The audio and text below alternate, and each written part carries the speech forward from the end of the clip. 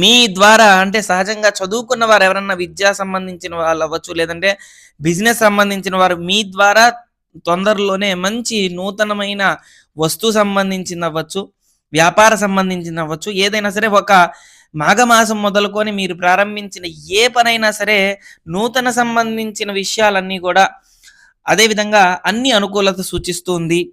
దీని ద్వారా ఏదైనా నూతన వ్యాపారం పెట్టేటప్పుడు గానీ, లేదంటే నూతనంగా ఏదన్నా చేసినప్పుడు నూతన వ్యక్తులు కూడా పరిచయమైతారు.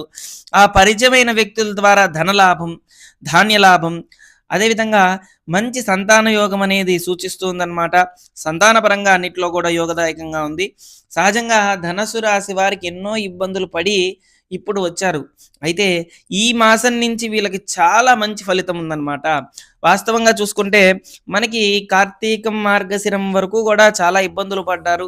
అదే విధంగా పోయిన పుష్యమాసం గూడా చాలా ఇబ్బంది పెట్టేసింది. రుణ బాధలు గాని, అన్ని అకాల భోజనాలు, మానసిక ఆందోళన ఇవన్నీ గూడా ఉన్నాయి. కానీ ఈ మాఘమాసంలో ఖచ్చితంగా అంతా మంచి జరుగుతుంది.